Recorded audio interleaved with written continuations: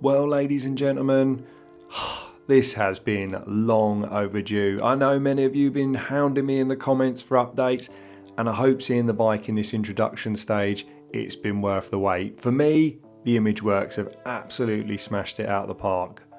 But before we go any further, I guess we've got to roll the clocks back and see how we even got to this stage.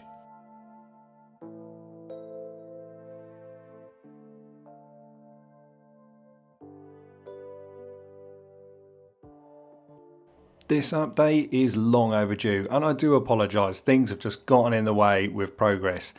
Firstly, we ended up doing a wicked weekend away in Wales with a few friends, and I had to get the R1M back on the bench, get it serviced so we could enjoy some trouble-free miles. Not that I expected there to be any issues with the R1M, but wow, what a trip around Wales we had. But this meant that Project RS125 did get put to one side, but thankfully everything was now back underway.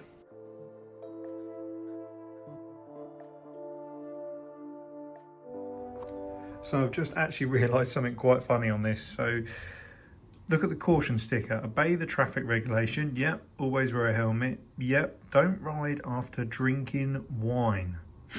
It's definitely an Italian thing. I mean, most people would say alcohol, I guess, but the Italians assume you'll only be drinking wine. Brilliant.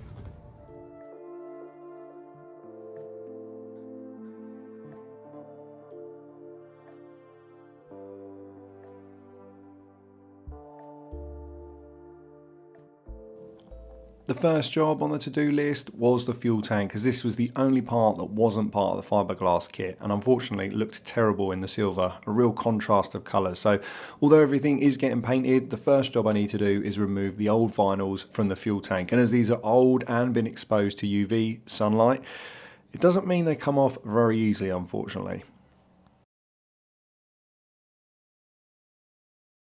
As you can see, a lot of the residue unfortunately was just not rubbing off with the brake and clutch cleaner, aka a degreaser. So I made an order for something called a toffee wheel. But before that arrived, I did need to take all the components out of the fuel tank. As you can see here, the fuel tap is held in by a few screws. I'm pleased to report that everything was actually in good order. There wasn't any corrosion and everything seems to be moving correctly. So this does mean we can use the fuel tap. Once the toffee wheel had arrived, you can use this in a drill to remove any residue or leftover sticky residue from the stickers. And as can be seen here, it literally strips it off in seconds.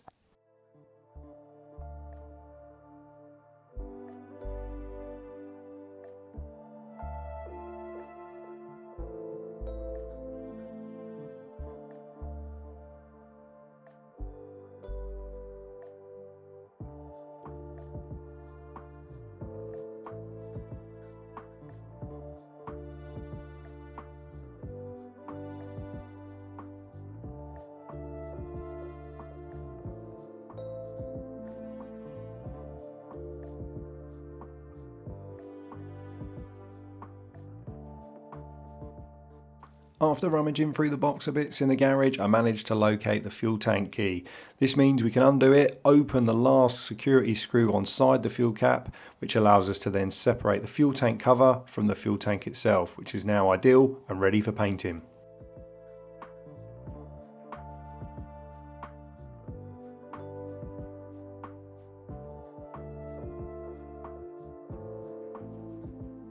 Those that followed the Aprilia RSV series previously, I plan to run the same fuel cap again, a keyless anodised CNC machined one. Look really smart, and as this isn't a bike I'm going to be riding daily at all, I don't need the security of a keyed fuel cap. It was now time to focus my attention on the tail unit of the bike. I'm going to be honest, this is probably one of the big things that's put me off really getting stuck into the project, along with the actual painting, because I'm not a body shop person. I don't have a lot of experience other than what I've done tinkering in the garage. So as you'll see, there's probably going to be processes that are wrong. Again, let me know in the comments, what would you have done in this situation? But what I needed to do was fuse the fiberglass tail GRP1 unit to the side pods on the standard fairings. And in order to do that, I was going to use a product called Tiger Seal. And as can be seen here, it's certainly not a 2-minute job. The rear side pods had unfortunately got covered in 2-stroke oil over the years, so these needed to be degreased before I could even begin work. So I certainly didn't want the connecting filler to go wrong and react. To do that, it's just a case of degreasing the parts, and then I needed to key everything up, sanding them down, because the side pods on the rear are unfortunately in a textured finish and I wanted them to be smooth, matching the tailpiece. The race bike runs a full carbon one piece on the rear, and yeah, we didn't have the budget for that, so we're going to have to make do with what we've got.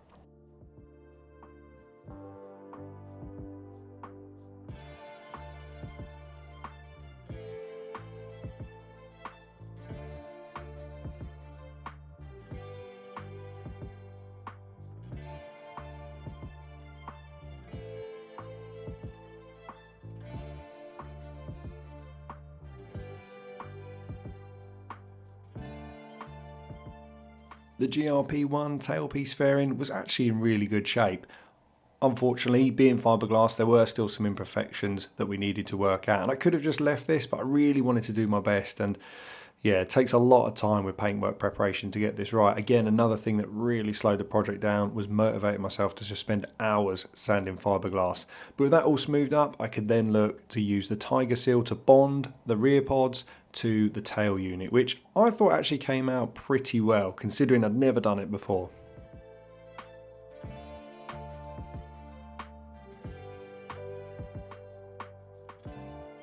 Unfortunately, as I'd used my Tiger Seal can once before, the end had completely dried out, so I was really struggling to get anything to come out, and I made the decision just to cut the belly of it open and apply it by hand. It really wasn't going to be a big issue because I was going to have to sand the exterior down, and I could apply as much as I wanted to the insides. But with that done, I could then use the original mounting points to screw it all together, and these screws would work as an effective way of holding it all in place while the Tiger Seal set.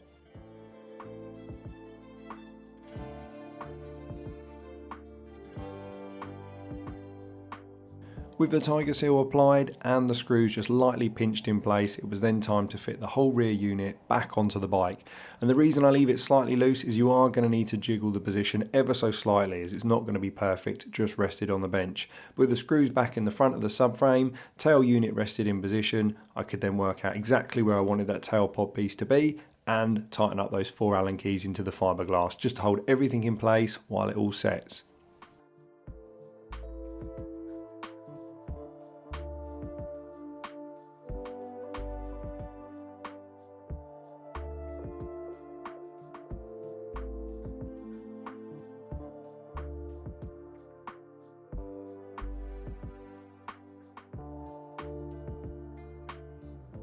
At this time, I also make the decision to fix in place the backrest, the rubber pad that sits behind the rider's seat.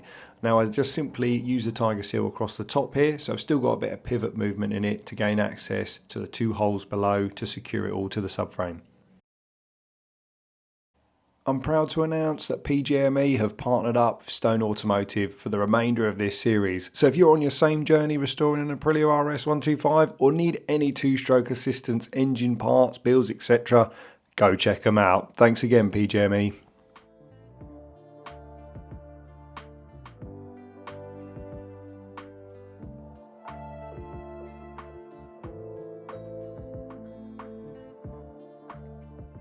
A few days have passed and the Tiger Seal has all set nicely, so it's down to the sanding, which again is another one of those jobs that's extremely time consuming, not very satisfying to do, but it's one that needs to be done. And as can be seen here, I've got quite a lot of Tiger Seal where I've filled the gap between the tailpiece and the side pods, so I'm going to need to sand all of those down to make it nice and smooth, because the key to a good finish is all in the preparation.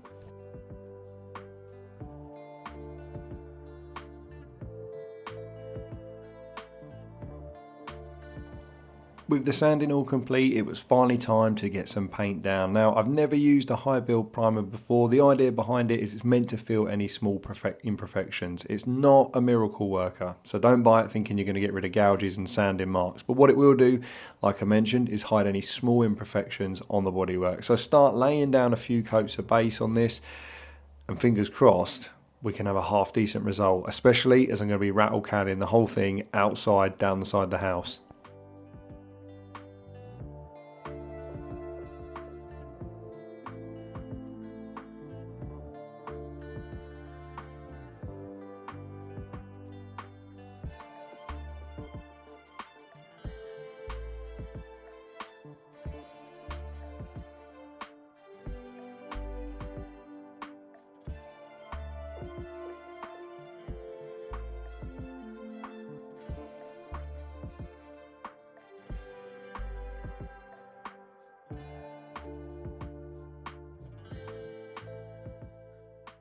I'm sure you're all screaming at me in the comments, you should be wearing a mask when doing this stuff, and yeah, I really do need to go and pick one up. But I've got a sneaky suspicion that paint fumes or this sort of stuff in my lungs is not going to be the thing that gets me in life. Famous last words.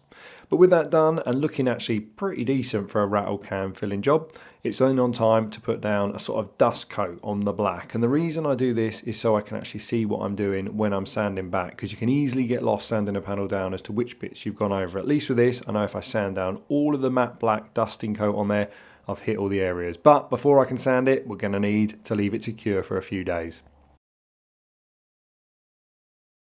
And with the powers of video editing, it's been a few days, the tail unit is completely dry, I can then move on to using 1500 wet and dry. And what I'm essentially going to do is sand down so that all the matte black dust coat that I've put on is removed. Well, as much as I can get really, because you've got to be careful that you don't want to go back through the primer because you'll have to do it again.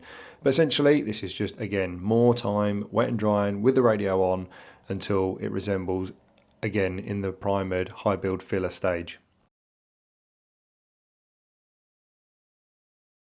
Before painting the panel, as I've done previously, I use a bit of degreaser just to make sure there's no contaminants, fingerprint oil, etc. on the bodywork. And then using my trusty Halford's matte black rattle can, I can then start applying the coats. And just to speed up the drying time, I use a little hairdryer. And again, this isn't the professional way to do it. If you want a proper spray job, you're going to have to take it to a body shop or at least somewhere with a booth, because I'm trying to show you guys what I'm going to achieve just at home, just using general everyday tools. And again, this isn't going to be perfect, but I think we're going to do pretty well out of it. It's starting to really come together now.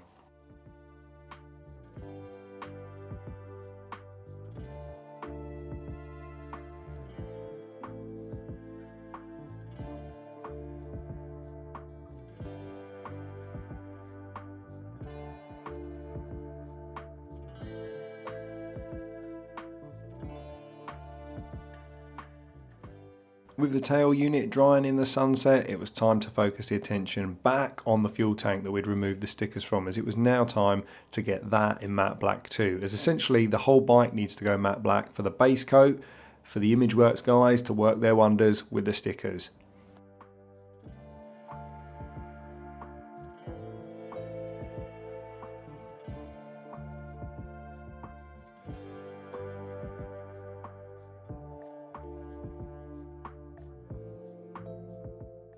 The fuel tank receives a very similar process to the tail pod unit, but as the tank is actually in really good order, after a bit of sanding I decided to use just a normal primer. I've got to be honest, I didn't have any issues using the high build one, but it just didn't seem necessary, as ultimately we peeled the stickers off and once that was done it was nice and smooth anyway. So I essentially just key everything up so that the paint's got something to bite to. If you don't key up paintwork or use a primer, there's a good chance your colour's going to just lift off, and that is definitely something I didn't want happening when the ImageWorks were trying to apply the stickers, because there was going to be a chance they were moving bits and bobs around when the time came.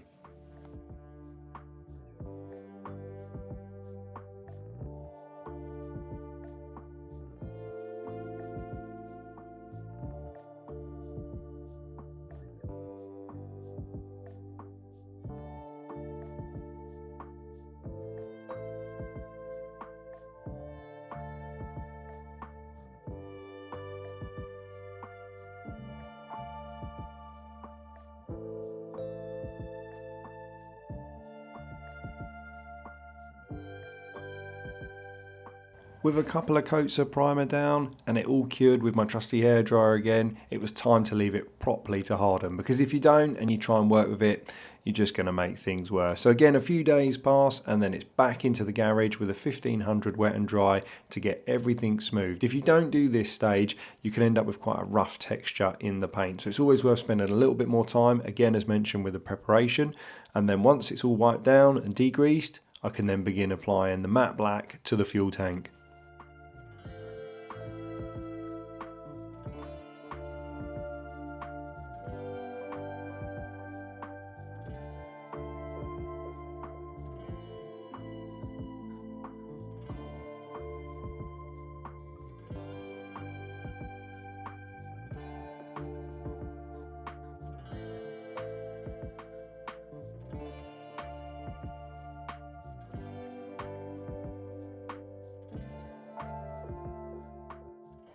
Again, more days pass waiting for everything to dry because everything is so delicate when it's soft, so you want to give it a couple of days to really harden up, especially as I don't have an oven to bake everything. But once that's done, we can then go on to refitting everything and getting my first look at how all that matte black tail unit and tank is going to look on the bike. And I'm going to be honest, I'm really chuffed with how it came out. Again, especially as it's just been done in the garden with a rattle can.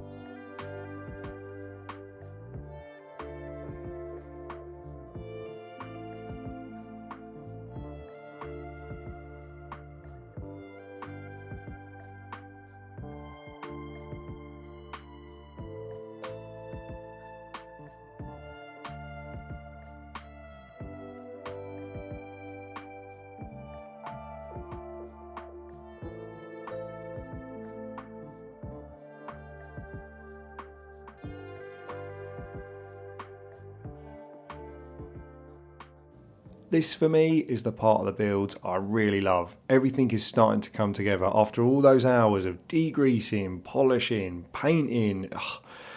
It just seems to take forever. When you finally start bolting fresh stuff back together, oh, it's such a good feeling.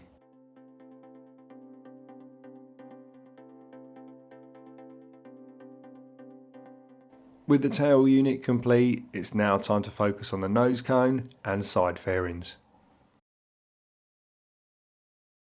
The side fairings still need a little bit more work. We've got to cut this little air valve bit out here. You can see where it's obviously been plugged when it was, I guess, moulded on the fiberglass. And we've got to drill up this last hole here. And on the inside, try and hold it. Just got to drill this one out. Here. This wasn't used for the test fit, but will be when the bike all goes back together. And when I've finished wet and drying this, primed it, we're going to go black on the inside and then black on the outside as well, just like a dust coat on the inside, so that when you're looking through the fairings here, you're not going to see that yellow fiberglass. It'll all just be, hopefully, nice and clean and black. The Dremel has been a fantastic tool to have in the workshop over the years. It's one of those things, it doesn't come out all the time, but when it does, it always gets me out of a tight spot. But with the holes cut out, it's then on to sanding all the panel down so that we can again get everything ready to go into that matte black colour.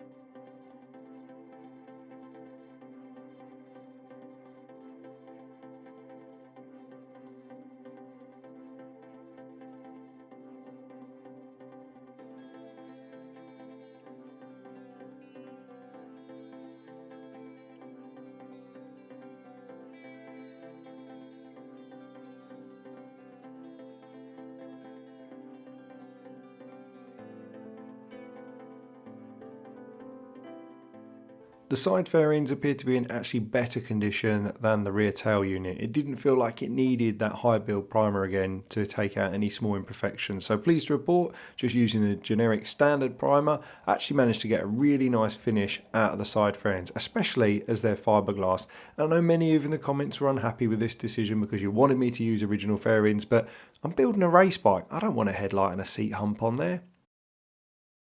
I had to complete some other adjustments to the fairing for the speedo cable to run through, but then it was on to completing the nose cone and painting the other side. And I'm going to be honest with you, I just threw a few clips together for this because you don't need to see the whole process again of sanding, priming, painting, but just showing you more the highlights of painting the nose cone, side fairing, and then letting everything dry and cure ready to go back on the bike.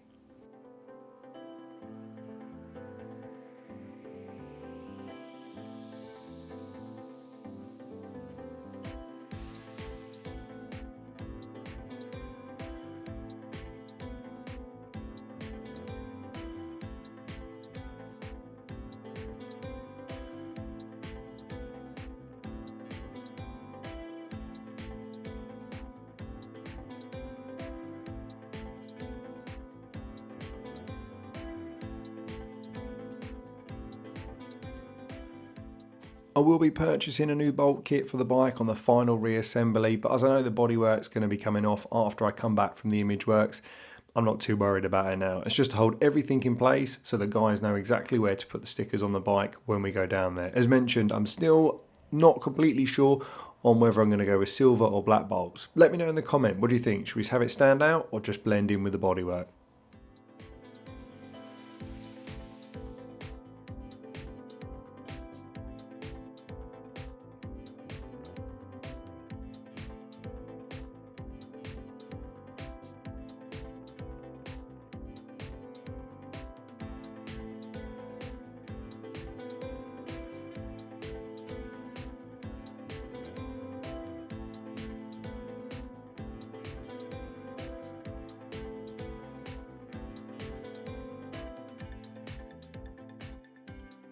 The front fender will need to be painted in the fluorescent orange to match the rest of the bike. But at the time, it didn't make sense to do this now because I needed to get it ready for image works. So all I did was peel the sticker off, again, quite straightforward, especially considering the age, and that was it. The bike was essentially ready to be wheeled outside into the sunshine for the first time to actually see how I'd done with this little paint job with a rattle can. My good friend Spence popped over to see how I'd got on with the bike, and it was handy as he did because, as you'll see in this next clip, one thing I still haven't done is put the side stand back on the bike. It hadn't been a big problem up until this point, but it was really proven to be a pain in the arse because every time I moved it I'd either have to carry the stand with me or have someone handy to be able to put it back on when I put it in the position I wanted it to be. But I hope you agree, it looks absolutely awesome. I'm thrilled to bits with the finished product, especially, as I mentioned before, just a rattle can down the side of the house. With the paint left to harden for a few weeks, it was finally time to get the old girl off to the image works. And essentially, they're not round the corner from me, but for those who watched the Aprilia RSV series before, I did okay at that job. It wasn't amazing, but after speaking to them, I made the decision to run the bike down there and ultimately cheat because there was going to be some custom bits here we needed done. So it was a 5 AM wake up, ready to head up north to go and get the old girl wrapped in some race vinyl.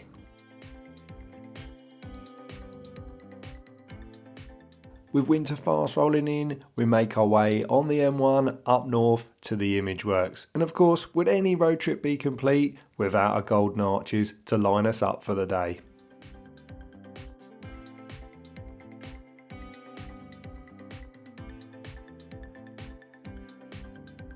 We arrived safely at the image works, and whilst we're looking at the back of the van, I've got to say a big thanks to my bosses for letting me use it today to get the old RS125 up there, because I certainly wasn't going to ride it in the state it was in currently.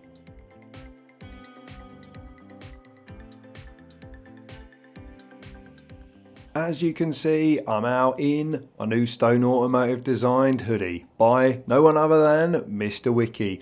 And we are out actually offering these for sale. So if you click the link in the description, you'll end up going to the page where you can grab yourself one and support the channel. With the RS125 loaded into ImageWorks workshop, it was time to have a quick walk around and go and meet Ted and Graham, the owners and founders of the ImageWorks. And I've got to say, it's certainly an impressive setup, but as more time will come during this episode, you'll get to understand just how special this little gem of a shop really is for builds like mine.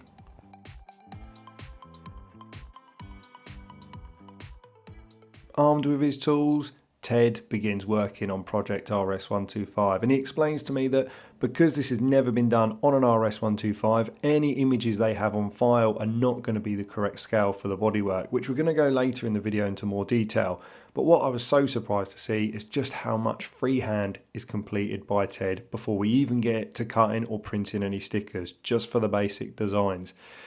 Another dilemma that we go into, well, not a real dilemma, but what colour shall I do the red? Stick with the factory Aprilia red or go with the fluorescent race orange? Well, I had to go with the race orange, didn't I?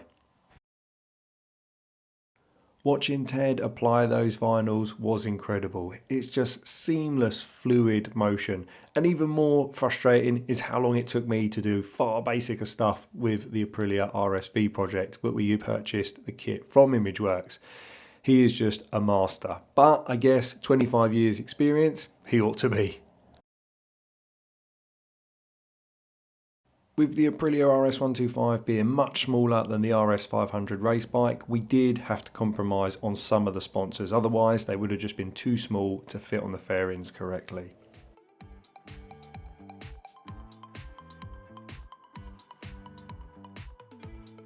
Me and Sanj simply sat in amazement, continuing to watch Ted do his wonderful work.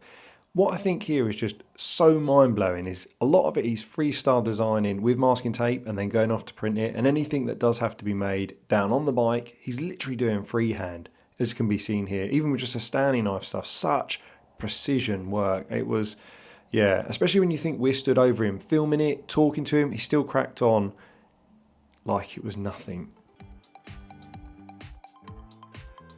The bike was really starting to take shape now, and after all the months of talking about it being a 500 replica and telling you guys, believe in me, I was going to make it happen, it was really starting to become the bike I'd set out to build.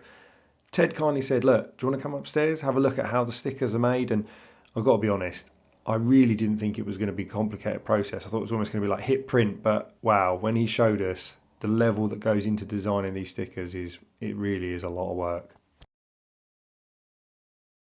Never missing an opportunity to eat, Graham kindly treats us to a roll from the van.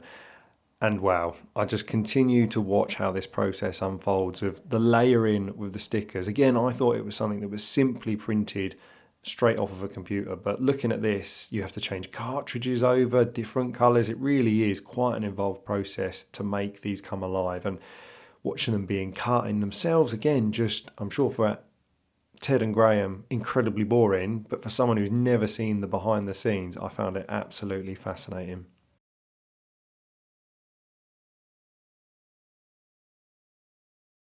I should mention at this point that if you're simply restoring a motorcycle or even building a full race bike, like what I'm doing, the ImageWorks can replicate schemes and they can provide stickers from way back in the day. If you need the old warning stickers, you just need a refresh on your current stickers, I'd be shocked if they haven't got it in their library on the shelf. They cater for so many bikes. And like this instance, where else would I go to get this done now, especially to this level of accuracy and customization, which we'll see very shortly.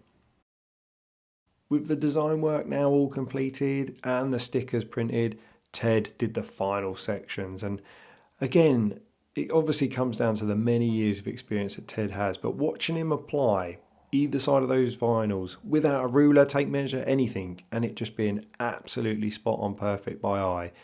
Again, just absolutely incredible to watch, and man, I was excited now. This was the push I needed to get the project going really hard again, because seeing it now in that race livery, just looked absolutely awesome.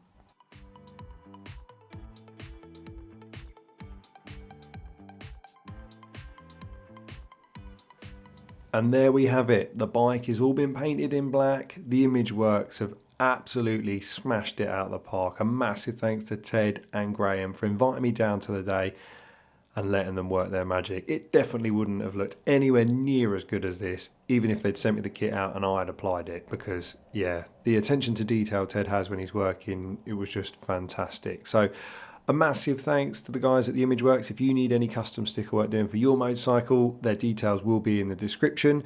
The big thing I've got to do now is paint that lower fairing orange. Because of the shape of it and the fact I've got to paint the front fender orange too, it just made more sense to do this in paint. So I'm really hoping I don't mess this up, because I'm going to ruin the panel that Ted's just completely wrapped. So yeah, hope you enjoyed the video. If so, make sure you give it a like, and if you haven't done so already, do consider subscribing. It doesn't cost you anything to do, but it really helps with the algorithms of pushing these projects forward for future builds. Until next time, thanks for watching.